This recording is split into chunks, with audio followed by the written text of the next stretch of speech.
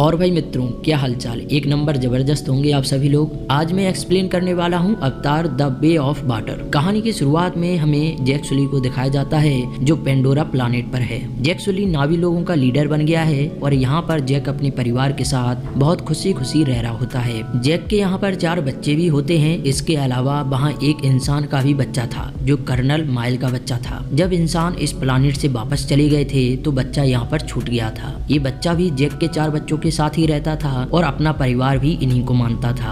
Jack ने इस बच्चे का नाम स्पाइडर रखा था। जैक के 4 बच्चों में से एक लड़की भी थी जो कि जैक ने एडॉप्ट की थी। ये बच्ची डॉक्टर ग्रेस की होती है। जब डॉक्टर ग्रेस अवतार फॉर्म में थी तब उन्हें यह बेटी हुई थी।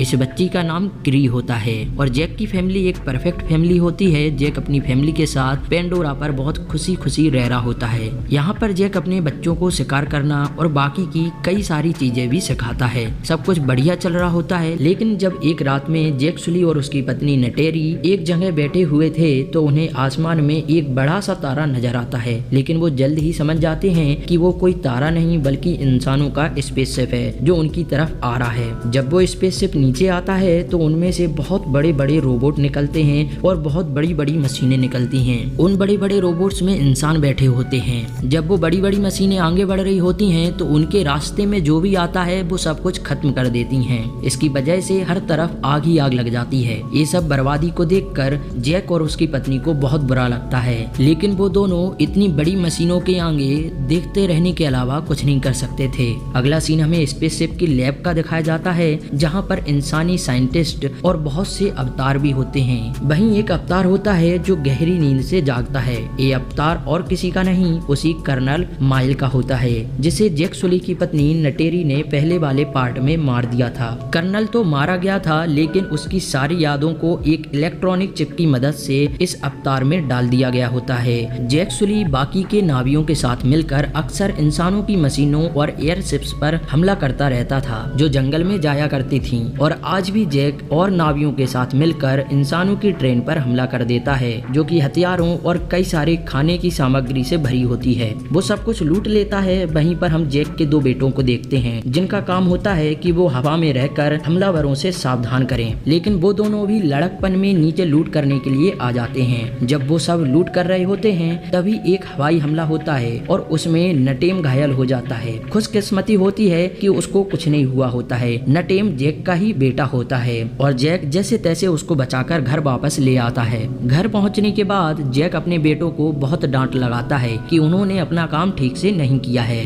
वो सभी नाविस पहाड़ों में छुप कर रहा करते थे क्योंकि इंसानों ने उनके घरों को बर्बाद कर दिया होता है। हथियारों की लूट की बात जब कर्नल को पता चलती है तो वो कर्नल बहुत गुस्सा होता है और वो कहता है कि हमें जैक को खत्म करना होगा। वो इस ग्रह के लोगों का लीडर है, उसी के कहने पर यहाँ पर सब कुछ होता है। अब यहाँ पर कर्नल की सीनियर ऑफिसर भी आ जाती है जो कर्नल को बताती है कि जब भी हम अपने फ्लाइंग ऑब्जेक्ट को उन जंगलों में भेजते हैं तो वहाँ पर जो उड़ने वाले क्रिएचर्स होते हैं उनके ऊपर हमला कर देते हैं और उन्हें तबाह कर देते हैं। ये सब सुनने के बाद कर्नल फैसला करता है कि वो अपने साथियों के साथ जंगल में पैदल ही आगे बढ़ेगा। जब वो अपने साथियों के साथ जंगल में पैदल आगे बढ़ रहा होता है तो वहाँ पर जैक के भी बच्चे होते हैं जो उन सबको देख लेते हैं। वो अपने पिता को इस बारे में बता देते हैं लेकिन उसी वक्त इंसान उनको देख लेते हैं जो कि अवतार के रूप में होते हैं और उन सभी को पकड़ लेते हैं। कुछ ही देर बाद जैक की वाइफ वहाँ पर पहुँच जाती है और एक अवतार के सर से तीर आर पार कर देती है। दोनों में भयंकर लड़ाई शुरू हो जाती है। जैक की वाइफ अपने बाकी के बच्चों को तो बचा लेती है लेकिन जब वो सब पेड़ों के ऊपर से भाग रहे होते हैं बच करके तो स्पाइडर का पैर पेड़ से फिसल जाता है और वो नीचे गिर जाता है। कर्नल स्पाइडर को पकड़ लेता है और अपने साथ ले जाता है। बाकी के सभी बच्चे तो बच जाते हैं लेकिन स्पाइडर पकड़ा जाता है। स्पाइडर वही इंसानी शक्ल का लड़का होता है जिसे जैक ने अडॉप्ट किया था। जैक और उसकी पत्नी स्पाइडर के लिए बहुत ज्यादा परेशान है लेकिन जैक अपनी पत्नी से कहता है कि हमें इस कबीले को छोड़कर जल्द से जल्द यहाँ से जाना होगा। जो वो अवतार था वो कर्नल का था जिसके इंसानी रूप को हमने मारा था और अगर हम यहाँ से नहीं गए तो वो हमारी वजह से वो सारे के सारे कबीले वालों को खत्म कर देगा। इसलिए हमें ये जगह छोड़कर जल्द से जल्द जाना पड़ेगा। जैक की पत्नी को भी जैक की ये बात समझ में आ जाती है और वो जैक की बात मान जाती है। अब हम वापस से जर्नल कर्नल और उसके सारे लोगों को देखते हैं जो कि स्पाइडर के बिहेवियर को ऑब्जर्व कर रहे होते हैं। वो समझ जाते हैं कि स्पाइडर खुद को नावी समझता है ना कि इंसान। स्पाइडर के ब्रेन को स्कैन करके उसमें से जैक और उसके लोगों की लोकेशन की मेमोरी भी ये लोग निकालने की कोशिश करते हैं। वो लोग स्पाइडर को बहुत टॉर्चर कर रहे होते हैं कि वो जैक और उसके लोगों का पता बता दे, लेकिन स्पाइडर किसी भी हाल में उनके सामने झुकने को तैयार नहीं होता है। इसलिए कर्नल ये सब टॉर्चर रोक देता है और उसे खुद अपने तरीके से समझाने की कोशिश करता है। कर्नल स्पाइडर को बताता है कि मैं तुम्हारा असल पिता हूँ। पिछली बार जब मैं इस ग्रह पर आया था तो मैं तुम्हें यहाँ पर छोड़ के चला गया था, जो मेरी गलती थी, पर अब मैं ऐसा नहीं करूंगा। मैं तुम्हें अपने साथ वापस ले जाऊंगा। ये सुनने के बाद स्पाइडर कर्नल की बात मान जाता है। दूसरी तरफ हम देखते हैं कि जैक किसी और को अपने कबीले का लीडर बनाकर वहाँ से अपनी फैमिली के साथ अपनी उड़ने वाली क्रिएचर्स पर बैठकर वहाँ से बहुत दूर निकल जाता है। ये लोग बहुत दूर चलने के बाद पानी के पास रहने वाले नाविस के पास पहुँचते हैं। ये नाविस होते तो इसी प्लानेट के हैं, लेकिन दिखने में सबका रंग अलग होता है। ये पानी वाले नाविस शुरू में इनका मजाक बनाते हैं, जैसे कि वो कहते हैं कि इनकी दुम पतली है, इनके हाथ कमजोर हैं और बहुत कुछ। और तभी पानी में रहने वाले नाविस का लीडर आता है और कहता है कि तुम जंगल वाले हो, तुम्हारी यहाँ पानी के पास कोई जरूरत नहीं है, तुम्हें कुछ भी नहीं पता है कि पानी में कैसे सरवाइव करना होता है। लेकिन जवाब में जैक कहता है कि हम बहुत जल्द ही सब कुछ सीख जाएंगे। मुझे अपनी फैमिली के लिए आप लोगों की मदद चाहिए और हमें आपके यहाँ शरण चाहिए। ये देखकर पानी का नावी लीडर मान जाता है और उनको अपने साथ रहने की इजाजत भी दे देता है। वो अपने बेटे और बेटी को ये जिम्मेदारी सौंपता है कि वो दोनों इन लोगों को यहाँ पर रहने के तौर तरीके सिखाएं। और उसी दिन से वो लोग उनके साथ पानी के अंदर रहने और वहाँ के क्रिएचर की सवारी करने की ट्रेनिंग शुरू कर देते हैं। शुरू में सभी को पानी के अंदर ज्यादा देर तक रहने में बहुत ज्यादा दिक्कत हो रही होती है। उन सब के अलावा क्री पानी के अंदर ज्यादा देर तक रह रही थी और उसको पानी के अंदर ज्यादा देर तक रहने में कोई ज्यादा बड़ी दिक्कत नहीं आ रही थी। वहीं पर जैक भी वहाँ के लीडर के साथ पानी वाले क्रिएचर की सवारी करने की ट्रेनिंग कर रहा था, लेकिन स्टार्टिंग में उसे भी दिक्कत हो रही थी। दूसरी तरफ हम देखते हैं कि कर्नल जो होता है वो अपने साथियों के साथ पूरी तरह से नावी बनने की प्रैक्टिस कर रहा होता है। वो नाविस की भाषा सीखता है और उनके रहने के तौर तरीके भी सीखता है। अब कर्नल अपने लिए एक ग्रांस जो उड़ने वाला क्रीचर होता है उसको चुनने गया होता है और वो एक ग्रांस को बड़ी जद्दोजहद से अपने लिए चुन भी लेता है। यहाँ पर जो सारी चीजें होती हैं उन सबको सीखने में और इन सब की जानकारी वो इंसानी बच्चा दे रहा होता है जिसका नाम स्पाइडर होता है। जैक और उसके बच्चे भी धीरे धीरे पानी वाले नाविस के रहने का तौर तरीका सीखने लगे थे।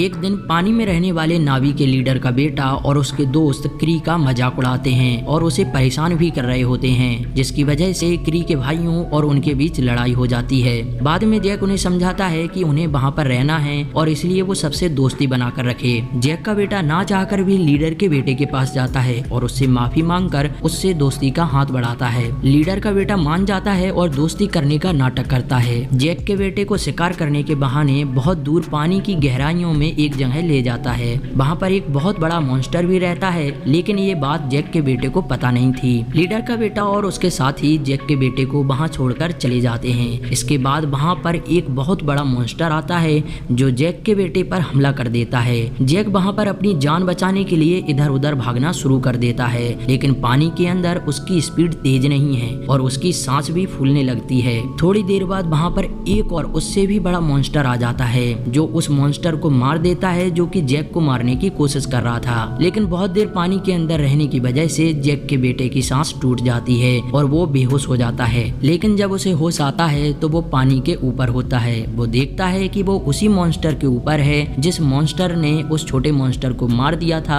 और उसकी जान बचाई थी। दरअसल इस मॉन्स्टर ने उसकी जान बचाई होती है। दरअसल इस मॉन्स्टर ने जैक के बेटे की जान बचाई थी, तो जैक उसको थैंक यू बोलता है। जैक का बेटा देखता है कि उस मॉन्स्टर के अंदर एक बहुत बड़ा हथियार लगा होता है। जैक का बेटा उस हथियार को जैसे तैसे निकाल देता है, जिसके बाद ये मॉन्स्टर और जैक का बेटा एक अच्छे दोस्त बन जाते हैं। अब ये मॉन्स्टर जैक के बेटे को पानी के किनारे उसके कबीले के पास छोड़ आता है। जब पानी वाले नावी के लीडर को ये बात पता चलती है कि उसके बेटे ने ही हमारे मेहमान के बेटे को उस मॉन्स्टर के पास मरने के लिए छोड़ा होता है, तो वो उसे सजा देने लगता है। लेकिन जैक का बेटा कहता है कि आपके बेटे की कोई गलती नहीं है, ये मेरा आइडिया था गहरे पानी में जाने का। ये सब देखकर लीडर के बेटे को शर्मिंदगी होती है कि मैं तो उसे मारना चाहता था, लेकिन इसने मुझे बचा लिया। इसी चीज को देखते हुए वो दिल से अब इनका सच्चा दोस्त बन जाता है। जैक का वही बेटा सबको बताता है कि कैसे बड़े मॉन्स्टर ने मेरी जान बचाई, लेकिन यहाँ पर कोई भी उसका यकीन नहीं करता और सभी लोग उसका मजाक उड़ाते हैं। एक दिन फिर से जैक का बेटा दोबारा से अपने उसी मॉन्स्टर दोस्त के पास जाता है जिसने उसकी जान बचाई थी।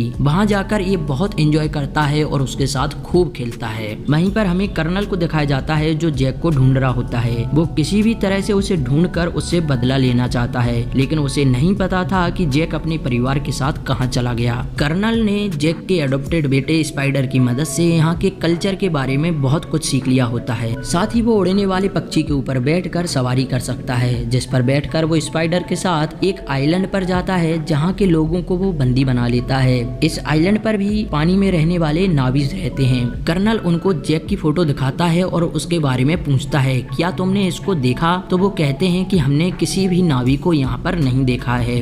कर्नल को इस बात से बहुत गुस्सा आता है तो वो वहाँ पर एक पानी वाले क्रिएचर को मार देता है। इससे स्पाइडर को भी बहुत ज्यादा बुरा लगता है। वो कहता है कि ये सिर्फ मछली पकड़ने वाले नावी हैं, इन्हें कुछ नहीं पता, आप इनको छोड़ दीजिए। कर्नल इनसे पूछना बंद कर देता है, लेकिन जाते जाते वो इनके कबीले को आग लगा जाता है। इसके बाद वो कई और कबीलों के पास जाता है, पर उसे किसी भी कबीले से कोई भी जानकारी नहीं मिलती और वो कई कबीले वालों को भी मार देता है। और जब ये समंदर के रास्ते जा रहे होते हैं तभी इनके सामने समंदर का एक बहुत बड़ा क्रिएचर दिखाई देता है जो अपने बच्चे के साथ तैर रहा होता है। ये लोग उस क्रिएचर को बहुत बेरहमी से मार देते हैं। ये लोग उस क्रिएचर को मारने के बाद उस क्रिएचर के मुंह के अंदर जाते हैं, जहाँ से ये उसके दिमाग से एक येलो कलर का लिक्विड निकालते हैं। और ये लिक्विड इतना ताकतवर होता है कि जो भी इंसान इसे अपनी बॉडी में लेगा उसकी उम्र कई गुना तक बढ़ जाएगी, यानी कि उसकी उम्र बहुत धीरे धीरे बढ़ेगी और अर्थ पर इसकी जो कीमत होगी वो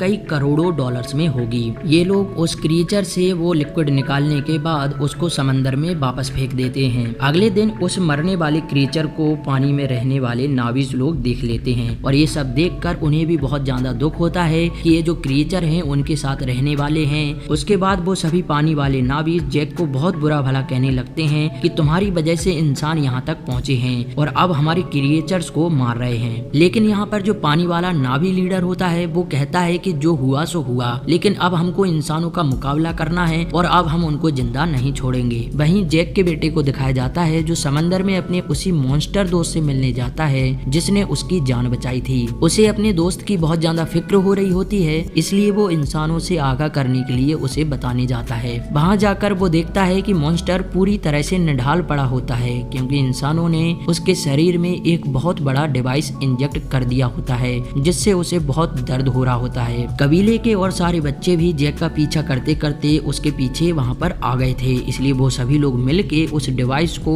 उस क्रिएचर के शरीर से निकाल देते हैं जैसे तैसे करके। तभी वो लोग देखते हैं कि इंसानों की शिप बहुत तेजी से उनके पास बढ़ रही होती है। जैक का बेटा जल्दी से सारी बातें अपने पिता को बताता है और जैक सभी कबीले वालों को लेकर उनकी तरफ निकल पड़ता है। वो लोग बड़ी मुश्किल से उस डिवाइस को उस क्रिएचर के शरीर से बाहर निकाल पाते हैं, लेकिन अब वो इंसान उन सब लड़कों के पीछे पड़ गए थे और वो सब भागने की बहुत कोशिश करते हैं, लेकिन आखिरकार इंसान उनको एक जाल में फंसा लेते हैं और पकड़ लेते हैं। कर्नल उन सबको अपनी शिप पर ही बांध देता है और जैक को धमकी देकर अपने पास अकेले बुलाता है। जैक अकेला ही उनके पास बढ़ने लगता है, लेकिन तभी अचानक वही मॉन्स्टर आ जाता है जो जैक के बेटे का दोस्त होता है। वो इंसानों की शिप पर हमला कर देता है जिससे जैक और उसके साथी कबीले वालों को हमला करने का मौका मिल जाता है, जिससे वो सभी इंसानों पर टूट पड़ते हैं। जैक की पत्नी भी अपने उड़ने वाले क्रिएचर पर बैठकर हमला कर देती है। इंसानों और नावी लोगों के बीच भयंकर लड़ाई होती है जिससे कुछ इंसान और नावी दोनों मारे जाते हैं। तभी वो पानी वाला क्रिएचर इंसानों की दूसरी शिप को उन्हीं की लोहे की रस्सी से उन्हीं को दबाकर मार देता है।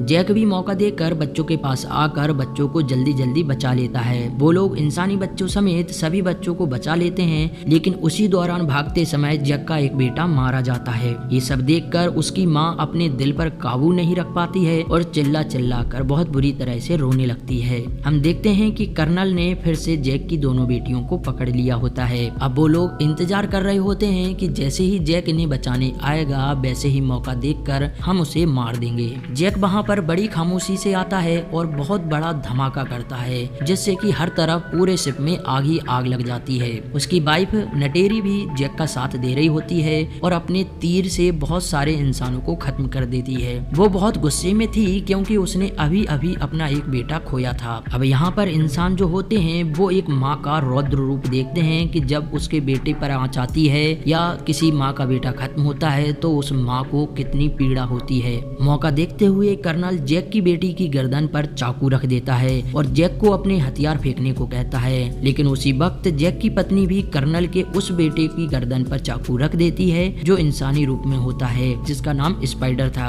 ये सब देखकर कर्नल भी घबरा जाता है और जैक की बेटी को उसे छोड़ना पड़ जाता है। इसके बाद हमें फाइनली जैक और कर्नल की हैंड टू हैंड फाइट देखने को मिलती है, जिसमें बहुत मुश्किलों के बाद जैक कर्नल का गला दबाकर उसे मार देता है और आखिर में एक कर्नल पानी में डूबने लगता है, लेकिन कर्नल का बेटा उसे डूबने से बचाकर पानी के ऊपर ले आता है क्योंकि कर्नल ने उसकी जान जो बचाई थी। कर्नल बच गया होता है क्योंकि जैक के गला दबाने से कर्नल पूरी तरह से नहीं मरा होता है, बल्कि वो सिर्फ बेहोश हुआ था। जब कर्नल कहता है कि बेटा मेरे साथ आओ तो स्पाइडर गुस्सा करके अपनी फैमिली के पास वापस चला आता है। जैक और उसकी फैमिली भी उसको देखकर बहुत खुश होती है और पहले की तरह ही प्यार करने लगती है और उसको अपना लेती है। इसके बाद हम देखते हैं कि जो जैक होता है वो अपने बेटे का अंतिम संस्कार कर रहा होता है। वो अपने बेटे को पानी के अंदर दफना देता है। उसी समय उसे वो पल भी याद आ रहे होते हैं कि कैसे उसने अपने बेटे को पाल पोस कर बड़ा किया था। और इस फिल्म की कहानी यहीं पर खत्म हो जाती है। उम्मीद करते हैं कि आपको ये कहानी, ये मूवी जरूर पसंद आई होगी और यदि आपको कोई एक्सप्लेनेशन में गलती नजर आती है तो कृपया करके कमेंट बॉक्स में जरूर बताना, उसको सुधारा जाएगा। Thank you so much. मिलते हैं अगली वीडियो में। जय हिंद, जय भारत।